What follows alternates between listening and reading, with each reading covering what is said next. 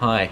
Well, Pride in Belper this year, we don't have a parade, sadly, but Belper has had a lot of parades over the years, and I thought it'd be quite fun to have a look at the different types of parades we've had over the last 100 years or so. So I've done a little presentation. I hope you like it, and hopefully we'll get back to the strut round Belper for Pride in Belper in 2022, when things are a little more back to normal. Hope you enjoy it. Take care.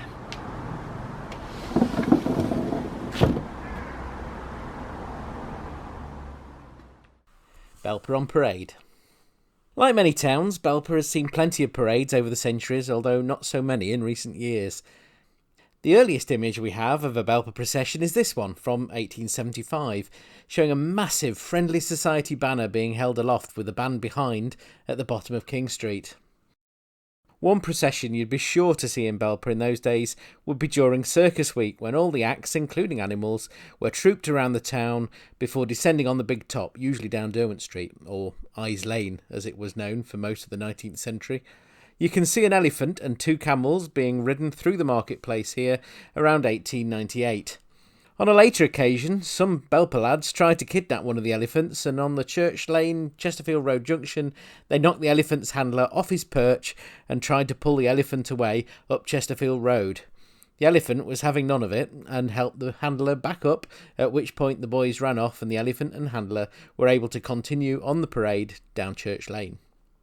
Here's another circus parade, with lions and exotic birds coming through the marketplace. The Edwards and Lennox shop is unrecognisable today. It now houses the Oriental Villa Takeaway. There were homegrown parades as well, with Belper Carnival processions in which people processed on foot, on bicycles, or, in this case, on ponies to take part. Fancy dress was popular, although you can't help wondering what kind of paint was used to put spots on the pony back in those days. One popular procession was in Wakes Week, when the people of Belper celebrated the patronal festival of St. Peter, from whom the parish church was named. Here, the banner showing the keys of St. Peter is being carried along New Road as part of the procession around the town. The festival continued to be popular and well attended, both by participants and onlookers, well into the 20th century. Here, in 1930, children in their best Sunday clothes and clutching baskets of fresh flowers are waiting to take part in the traditional march around the town. This is the same year, with the band all set to play at the bottom of Chesterfield Road. Spot the old horse and trumpet behind them on the right. It had closed 10 years earlier. And here they are, in the Memorial Gardens, with the St. Peter's Church banner having carried it around the town streets. You can see behind them Green Hall, a former home to the Strutt family, who owned the town's mills. Scout parades have been a familiar sight in Belper for a century now. Here's one between the wars coming down Lander Lane from the Butts, with the old Haynes shop on the right. The first major parade after the First World War was for the peace celebrations in July 1919. After a huge gathering in the parks, children were processed back to their Sunday school rooms around the town for a slap-up tea. Here's the start of the procession at the bottom of King Street, where the children of Christ Church and the Baptist Church would head off in one direction and the Trinity Methodists would go the other. The flags are flying outside the palace, the picture house and music hall on the right. Church parades weren't confined to just the town centre. Here's one at Openwood Gate, turning into Openwood Road. There's the Hop Inn in the distance. But it was the advent of the carnivals which saw parades grow and grow as the 20th century progressed, with lots of dressing up and brightly dressed bicycles, carts and later, lorries. As soon as the First World War was over, thoughts turned to raising funds for the new League of Nations to help ensure a lasting peace. Here in the River Gardens are some of the mill workers dressed as the nations of the world to promote the cause in about 1920. In those days, a king and queen of the carnival were chosen, and here are two of the earliest, on a float with their attendants and jester. One year the king's crown fell off as the float turned into King Street, and it had to be rescued for him from the gutter. By the end of the 1920s, people's thoughts were less on world peace and more on the town's hospitals. At the same time, the carnival seemed to have a bit of a revamp, with a crowning ceremony for the Carnival Princess at the Ritz, before a march up to the marketplace with her attendants. Once they reached the coppice, they'd get on a float which would head the parade around the town. In 1935, the format was tweaked again, and that year the town's largest employer, the English Sewing Cotton Company, was asked to choose a cotton queen, from within its female staff. The company used it as an opportunity to promote their fine threads to the thousands of onlookers. In 1936, it was George Brettle and Company's turn to choose, this time a hosiery queen, with an Elizabethan-style dress and a float showing various types of hosiery, including 2 legs jutting up in the air at the front of the lorry. Here, in 1938, it was the turn of Flanders, another hosiery company, who chose the Carnival Queen. They went for a Hawaiian theme, which was probably better than trying to compete with the fine but expensive outfits created by the bigger companies. The procession grew and grew, with competitions for the best dressed floats. Different departments of the Belper mills would compete, although not all would have access to a full-size lorry, so some improvising had to be made. You can get a lot on the back of a van, if you know how.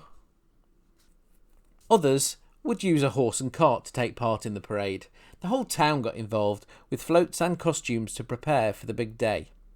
There were prizes for the best costumes, with children's and adults categories, and lots of ideas for outfits, including these Pierrots, although the patriotic clown behind them looks a little creepy. These young ladies were on a Women Through the Ages float in 1937 and include entrants dressed as a suffragette and aviator Amy Johnson. Throughout much of the 1930s, a familiar sight in the Belper Carnival parades were the boat-themed creations of Neslin Beaver, built around the chassis of his 1927 Austin 7. Can you see the boy holding the ship's wheel? That's his son David, who would sit on Neslin's shoulders each year and shout out instructions as to which direction his father should drive in. This was Neslin's first creation, called Wild Duck, coming past the Memorial Gardens in 1931. David was only small at this stage, but still had responsibility for shouting out directions to his dad as he looked through the porthole. All those crowds, and they never knew the boat was being driven by someone who couldn't see what was happening. Here's Neslin's battleship from a later year, still relying on that important porthole for David to give instructions. And this is his trusty Austin 7, as it looked for the rest of the year when it could travel safely and incognito around the town centre. It helped Neslin win first prize in several carnival parades. Of course, there were lots of types of entries in the parade. Bicycle-based ones were popular for many years, such as this one passing Cooper's Butchers and the Lion Hotel on Bridge Street. In 1935, there was a rather special procession through the town. It was the Silver Jubilee of King George V, and following a proclamation from the fire escape of the South Mill, these members of the Belper United Band led a procession up to the marketplace. Here, they're passing Green Hall on King Street, where the gardens provided a perfect viewing area. There was a strong military presence in the procession. Here they are turning out of King Street and into the marketplace. They were met by 2,716 Sunday school children and just as many adults for the singing of patriotic songs accompanied by the band. Can you spot the Marketplace Memorial near the top right-hand corner of the photograph? The St. Peter's patronal processions continued after the Second World War. Here are the choir walking down Chesterfield Road behind the banner. You can just see some of the old houses on Shortlands to the right. They were demolished in 1967 and a car park created. The Sunday school membership was substantial, so the procession could be quite long. Everyone in their Sunday best carrying baskets or bunches of flowers. Here they all are, lined up on King Street, waiting to start off. Can you see the British Traders sign on what was Hunter's grocery shop on the Strutt Street junction? And here are some of the girls with their baskets of flowers outside St. Peter's on arrival in June 1948. Before and after the Second World War, another feature of the Belper Carnivals were the Belper Burythmics, sometimes known as the Umtaggers, a prize-winning marching band. In those days, there were marching band competitions across the region, and time and again, the Umtaggers would bring cups and shields back to Belper. Here they are, practising their routine. They were known as the Umtaggers because they reckoned that the noise they made as they practised sounded something like Umtagger, Umtagger, Umtagger. As the hometown's band, the Umtaggers would lead a parade from the marketplace to the carnival field on the meadows. Other bands would lead parades from further out of town. Here's one band leading the parade from Belper Lane as they turn into Bridge Street at the Triangle. Here's the crowd gathering in the marketplace in 1951, waiting to watch the procession down King Street.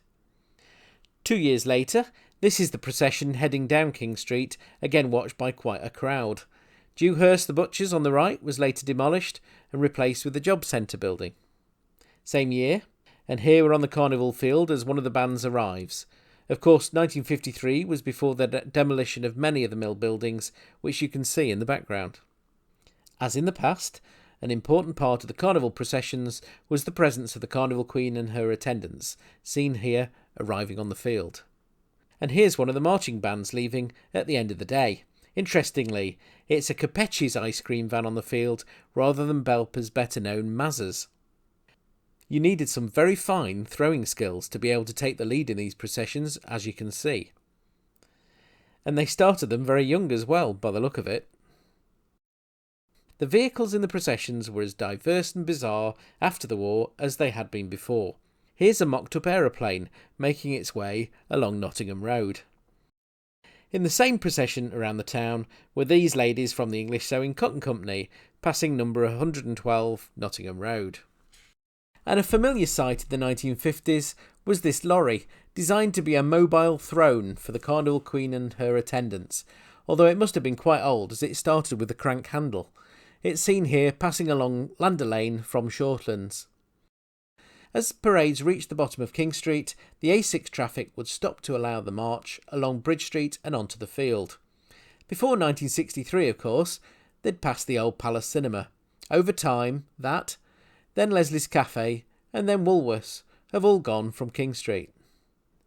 This merry band are turning the same corner later in the 1950s. There are plenty out, including those standing in the middle of the A6. You don't get a chance to do that very often.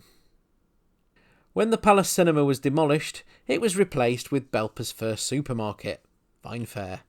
The opening ceremony in October 1963 included another parade, this time by the Dagenham Girl Pipers, who marched down King Street before cutting the ribbon to open the new store.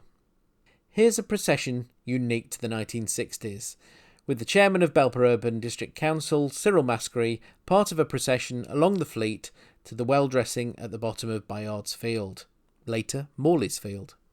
Marion Robson resurrected the well-dressings throughout the decade. One constant across the years has been the St George's Day parades by scouts and guides in the town.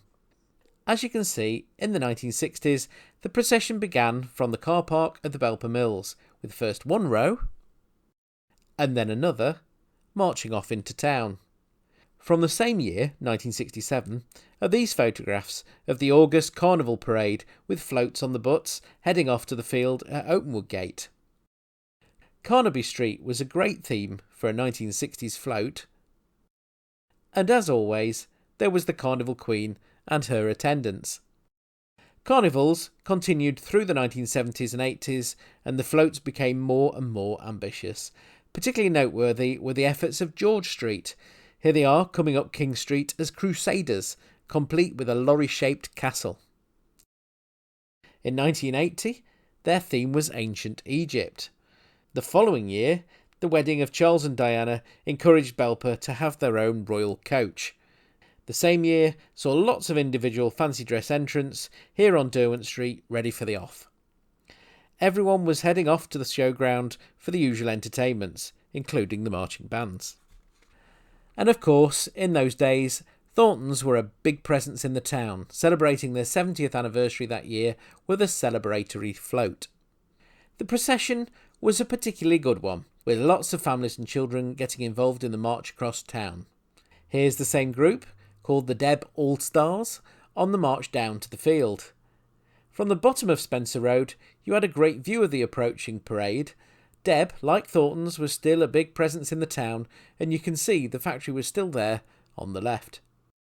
Deb didn't just enter Belper's Carnival Parade, they won Best Float at Ambergate Carnival as well in 1972.